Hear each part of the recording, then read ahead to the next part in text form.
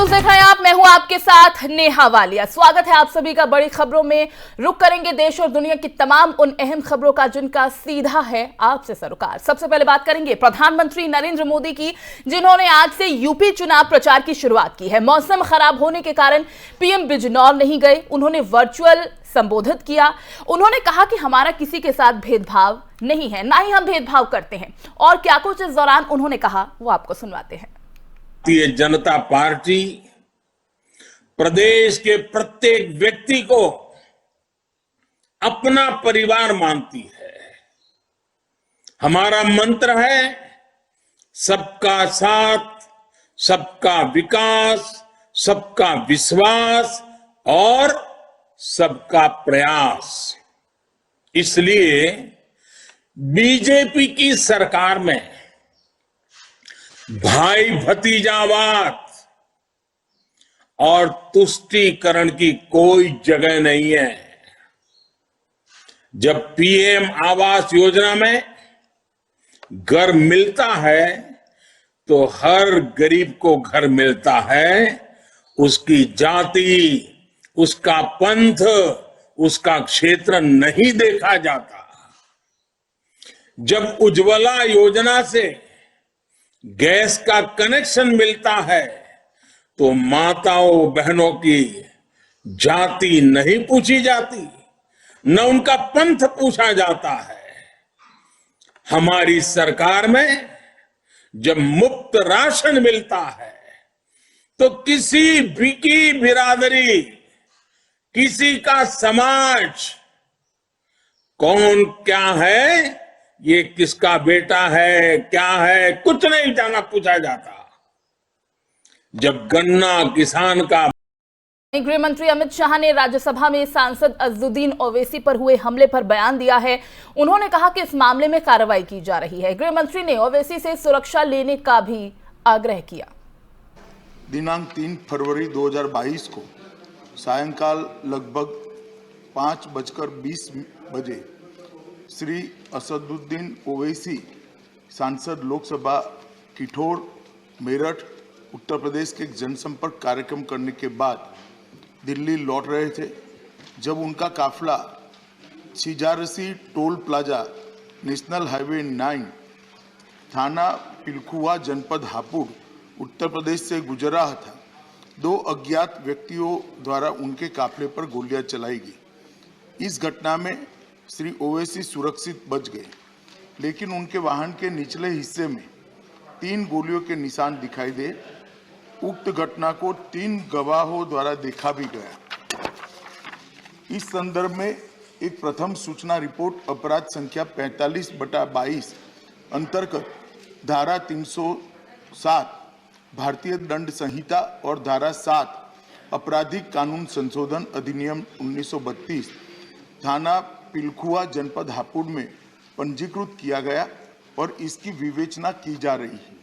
श्री ओवैसी का जनपद हापुड़ में पूर्व से कोई कार्यक्रम नियत नहीं था और न ही आवागमन के बारे में कोई पूर्व सूचना जिला नियंत्रण कक्ष को भेजी गई थी। श्री ओवैसी को सुरक्षा प्रदान करने के लिए केंद्र सरकार ने निर्देश जारी किए हैं, लेकिन श्री ओवैसी द्वारा सुरक्षा लेने की लिए अनिच्छा के कारण दिल्ली पुलिस और तेलंगाना पुलिस उन्हें सुरक्षा देने का प्रयास सफल नहीं हो पाया। श्री ओवैसी के खतरे का पुनः मूल्यांकन कराया गया है और खतरे के आकलन के आधार पर उनका दिल्ली में बुलेट प्रूफ कार के साथ अखिल भारतीय स्तर पर केंद्रीय रिजर्व पुलिस बल की जेड श्रेणी की सुरक्षा प्रदान की गई है। उन्होंने अभी भी सुरक्षा लेने से इनकार किया है। मैं सदन के माध्यम से श्री ओवैसी को विनती करना चाहूंगा कि वो तत्काल सुरक्षा ले ले और हम सबकी चिंता। बढ़ते आगे, कांग्रेस ने यूपी विधानसभा के चौथे चरण के लिए स्टार प्रचारकों की लिस्ट जारी कर दी है। बड़ी बात यह है कि इस लिस्ट में कांग्रेस की अंतरिम अध्यक्ष सोनिया गांधी का नाम शामिल नहीं है, जबकि इस चरण में कांग्रेस का गढ़ कहे जाने वाले रायबरेली की भी विधानसभा सीटों पर चुनाव होना है। सोनिया गांधी रायबरेली से सांसद भी हैं। अब ऐसे में उनका स्टार प्रचारकों की लिस्ट में नहीं होना बहुत अजीब है। यूपी में 23 फरवरी को चौथे चरण का मतदान होना है।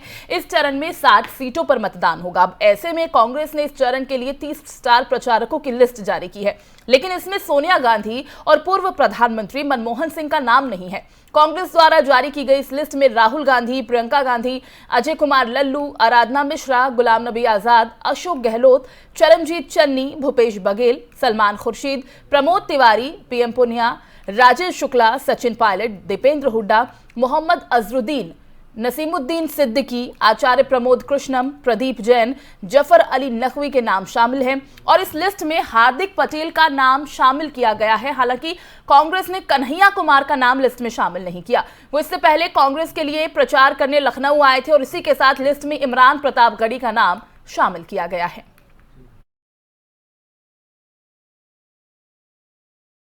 और खबरों में बात करेंगे पंजाब की सियासत की। पंजाब में मुख्यमंत्री चेहरे को लेकर कांग्रेस में लंबे समय से चल रही सियासी उथल-पुथल पर रविवार शाम को आखिरकार विराम लग ही गया।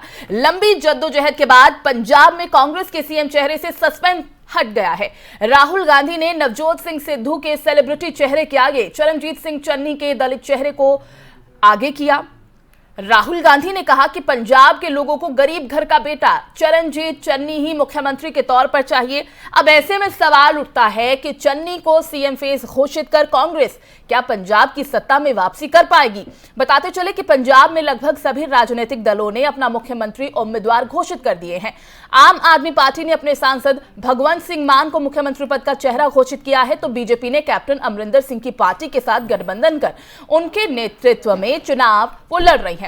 अकाली दल की बात करें तो उनके पास बादल परिवार नेतृत्व के रूप में पहले से मौजूद हैं और सुखबीर सिंह बादल सीएम चेहरा है। कांग्रेस ने अपना मौजूदा सीएम चरणजीत सिंह चन्नी को मुख्यमंत्री का चेहरा घोषित कर चुनावी मैदान में उतरने का दांव चला है और माना जा रहा है कि दलित चेहरा बेदाग छवि और बेहद सादगी भरे व्यवहार के कारण जनता के बीच तेजी से लोकप्रिय हो रहे हैं।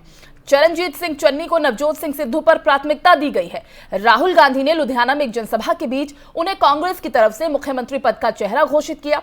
चन्नी को मुख्यमंत्री पद का चेहरा बनाने का दाव कांग्रेस का बड़ा मास्टर प्लान साबित हो सकता है।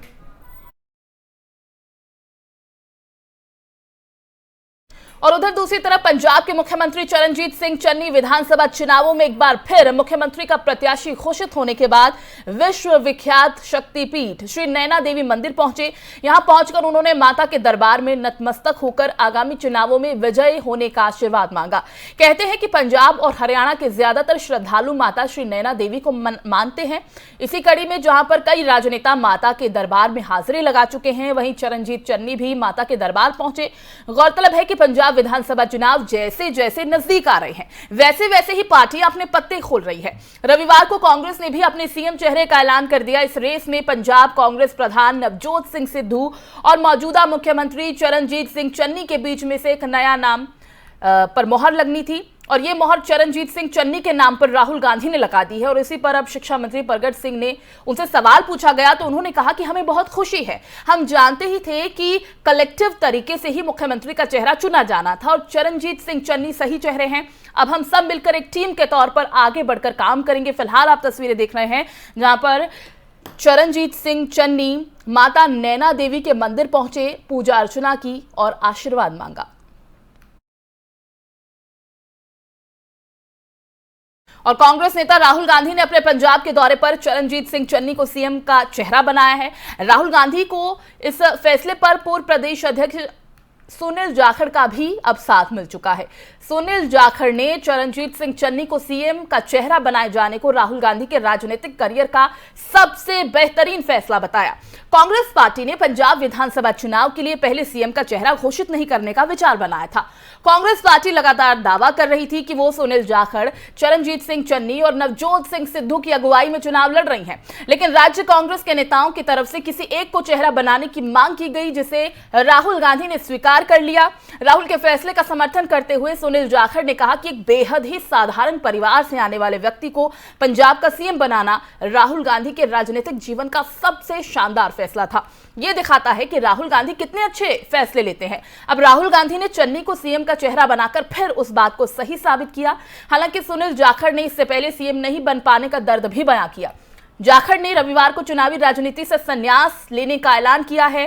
सुनील जाखड़ ने कहा कि वो कांग्रेस पार्टी के साथ बने रहेंगे, लेकिन चुनाव नहीं लड़ेंगे। कांग्रेस पार्टी को चन्नी को सीएम का चेहरा बनाने पर अपने ही नेताओं से बगावत का डर सता रहा था।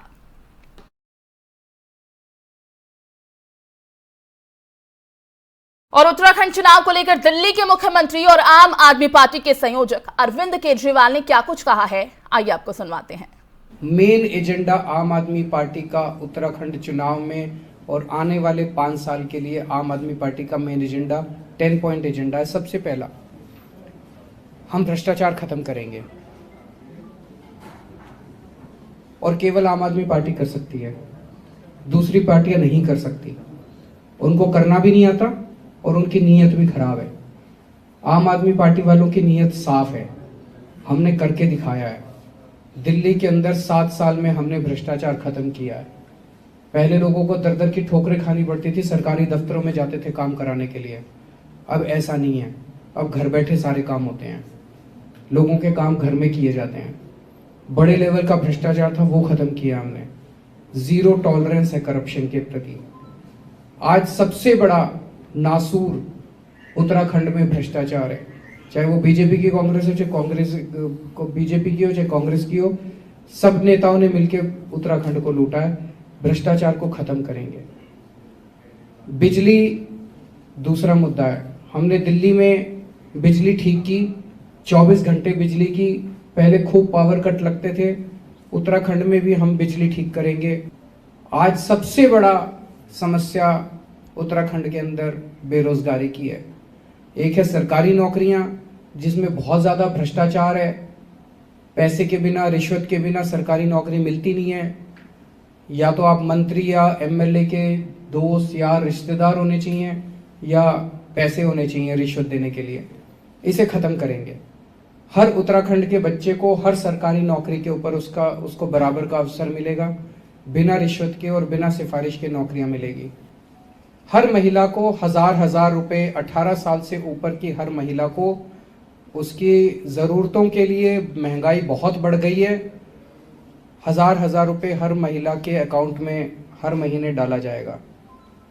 आज उत्तराखंड में इतने सालों के बाद भी पहाड़ों के गांव में, किसी भी गांव के अंदर कोई स्वास्थ्य सेवा नहीं है। वो डंडी कंडी का सिस्टम, जिसमें 4 लोग अपने कंधे पे बिठा के और लोगों को दूर दूर तक चलना पड़ता है अस्पताल ले जाने के लिए, ये सिस्टम खत्म होगा। हर गांव के अंदर केवल और केवल मोहल्ला क्लिनिक का मॉडल है, जो कि गांव-गांव के अंदर इम्प्लीमेंट किया जा सकता है, जिसके ज़रिए फ्री इलाज सबका मुहैया कराया जाएगा।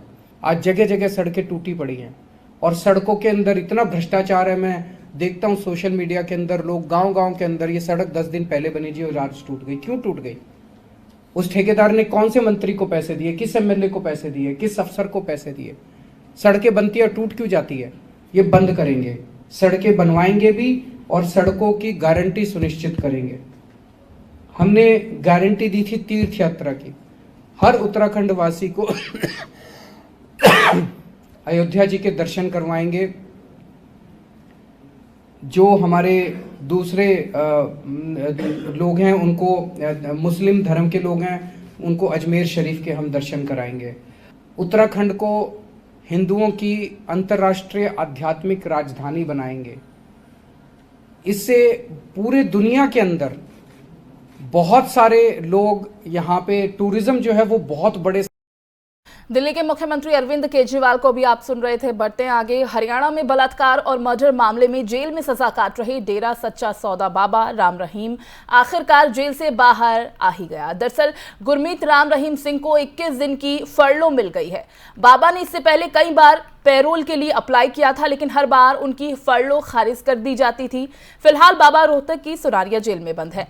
बताते चले कि फरलो एक छुट्टी की तरह है, जिसमें जेल में सजा याफ्ता बंदियों को छुट्टी मिलती है और तय समय के लिए वो अपने घर जा सकते हैं। हालांकि पंजाब विधानसभा चुनाव से पहले मिली फरलो के कई सियासी मायने भी निकाले जा रहे हैं। इससे पहले राम रहीम अलग अलग कारणों के चलते पैरोल उन्हें मिल चुकी है, मगर फरलो पहली बार मिली है। वो भी 21 दिन, यानी कि 3 हफ्ते की। इस दौरान राम रहीम को फरलो देने को लेकर कई चीजों से जोड़कर भी देखा जा रहा है। जहां पर राम रहीम पहली बार सिरसा डेरा पहुंचेगा। सिरसा डेरा में भी अनुयायियों का जुड़ना शुरू हो गया है। वैसे में पंजाब में चुनाव भी हैं, तो राम रहीम के बाहर आने के चलते सियासी चर्चाएं भी शुरू हो गई हैं। बताते चलें कि गुरमीत राम रहीम को साध्वी दुष्कर्म मामले में पंचकुला की कोर्ट में बीते 27 अगस्त 2017 को पेश किया गया था। इस दौरान सीबीआई की स्पेशल कोर्ट ने उसे दोषी करार देते हुए सुनारिया जेल में भिजवा दिया था। हालांकि बीते 27 अगस्त को इस मामले में रोहतक की सुनारिया जेल में ही सीबीआई की कोर्ट लगाई गई, जिसमें राम रहीम को 20 साल की सजा सुनाई गई। वहीं पत्रकार मर्डर केस में भी राम रहीम को दोषी करार दिया गया था और इसी दिन से राम रहीम जेल में सजा काट रहा है।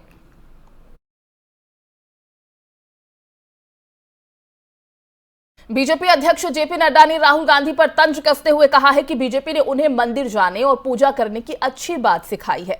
प्रदेश में 14 फरवरी को होने वाले मतदान से पहले उत्तरकाशी के प्रसिद्ध वरुणावत पर्वत की तलहटी में रामलला मैदान में गंगोत्री विधानसभा सीट से बीजेपी प्रत्याशी सुरेश चौहान और अन्य सीटों पर खड़े पार्टी उम्मीदवारों के समर्थन में एक जनसभा को संबोधित करते हुए नड्डा ने कहा कि आजकल कांग्रेस नेता मंदिर जा रहे हैं और गंगा यमुना की आरती भी कर रहे हैं।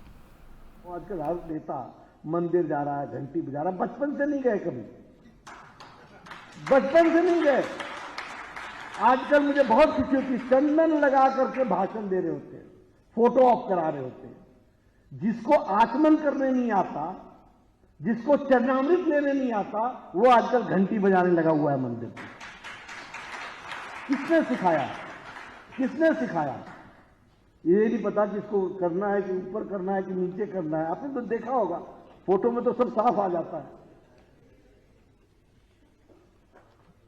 हाथ साफ करने के लिए पानी दिया या आचमन करने के लिए दिया, इसके बारे में जानकारी हो तब तो करें।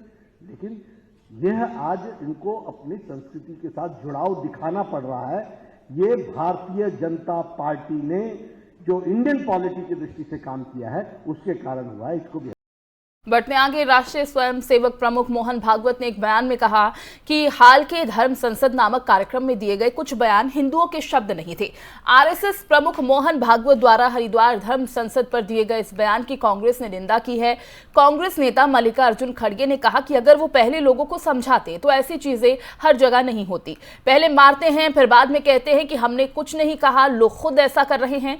मल्लिकार्जुन खड़गे ने कहा कि जिन लोगों को आप ट्रेनिंग दे रहे हैं, पहले उन्हें देश के बारे में समझाएं, मिलकर रहने की सोच को समझाएं, देश का संविधान क्या कहता है उसे देखिए। उसके बाद आप कह सकते हैं कि हमारे कहने के बावजूद भी आप लोग कर रहे हैं, इसीलिए हम आपसे दूर हैं। बताते चले कि इससे पहले धर्म संसद के आयोजनों में कही गई बातों पर निराशा व्यक्त करते हुए जाहिर करते हुए भागवत ने कहा कि धर्म संसद की घटनाओं में जो कुछ भी निकला वो हिंदू शब्द, हिंदू कर्म या हिंदू दिमाग नहीं था।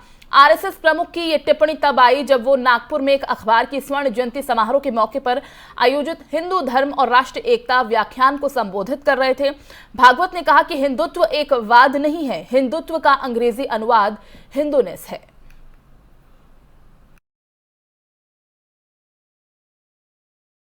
रुक करेंगे कुछ अंतर्राष्ट्रीय खबरों का। चीन के 4 दिवसीय दौरे पर गए पाकिस्तान पीएम इमरान खान ने रविवार को राष्ट्रपति शी जिनपिंग के साथ एक बैठक की। इस बैठक के बाद चीन और पाकिस्तान एक संयुक्त बयान में एक बार फिर से जम्मू कश्मीर का राग अलापा। बयान में चीन ने कश्मीर मुद्दे का हल शांतिपूर्ण तरीके से करने की बात कही और स्थिति को जटिल बनाने वाली एक पक्षीय कार्रवाइयों का विरोध किया है। हालांकि इस पर भारत ने अब तक कोई आधिकारिक प्रतिक्रिया नहीं दी है, लेकिन सूत्रों का कहना है कि चीन और पाकिस्तान को यह याद रखना चाहिए कि केंद्र शासित प्रदेश भारत का एक अभिन्न और अविभाज्य हिस्सा है। प्रधानमंत्री इमरान खान ने चीन की 4 दिनों की अपनी यात्रा के अंतिम दिन शी जिनपिंग से मुलाकात की। उन्होंने चीन पाकिस्तान आर्थिक गलियारा की धीमी गति और पाकिस्तान में विभिन्न परियोजनाओं में काम कर रहे चीनी कर्मियों पर होने वाले हमलों को लेकर बीजिंग की बढ़ती चिंता समेत कई मुद्दों पर चर्चा करने के लिए यात्रा की है। एक बयान के मुताबिक पाकिस्तान ने चीन को जम्मू कश्मीर की स्थिति पर ताजा घटनाक्रम से अवगत कराया। इसमें पीएम खान की चिंताएं, स्थिति और दबाव वाले मुद्दे भी शामिल हैं। चीन ने दोहराया कि कश्मीर मुद्दा इतिहास से उपजा हुआ विवाद है और इसे संयुक्त राष्ट्र चार्टर प्रासंगिक सुरक्षा परिषद के प्रस्तावों और द्विपक्षीय समझौतों के आधार पर सही और शांतिपूर्वक तरीके से हल किया जाना चाहिए।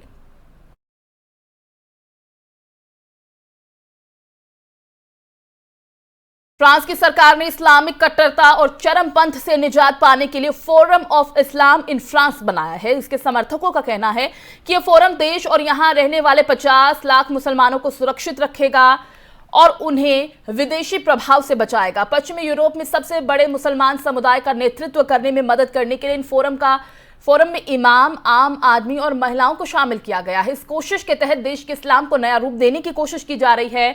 फ्रांस ने अतीत में तमाम चरमपंथी हमले देखे हैं। उनके सैकड़ों नागरिक जिहादियों के साथ मिलकर जंग के लिए सालों से सीरिया जाते रहे हैं और हजारों की संख्या में सैनिक अफ्रीका के चरमपंथियों से लड़ रहे हैं। बावजूद इसके कुछ लोगों का मानना है कि कट्टरपंथ खतरनाक है।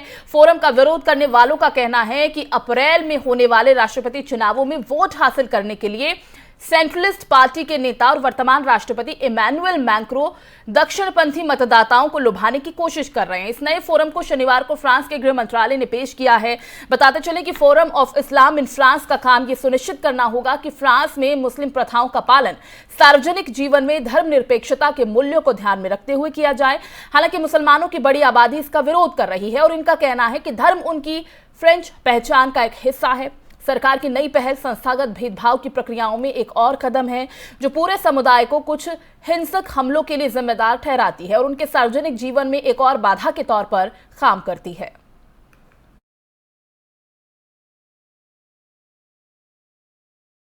अमेरिकी राष्ट्रपति जो बाइडेन के राष्ट्रीय सुरक्षा सलाहकार जैक सुलिवन ने रविवार को कहा कि रूस यूक्रेन पर किसी भी दिन हमला कर सकता है। उन्होंने कहा कि संघर्ष की शुरुआत हुई तो मानवता को बड़ी कीमत चुकानी पड़ेगी। राष्ट्रपति के वरिष्ठ सलाहकार की दूसरी चेतावनी है और इससे पहले अमेरिकी अधिकारियों ने पुष्टि की थी कि रूस ने महीने के मध्य तक यानी बीच तक अपनी मंशा के अनुरूप कम से कम 70% सैन्य साजो सामान इकट्ठा कर लिया था। अमेरिकी अधिकारियों के मुताबिक इसका मकसद रूस के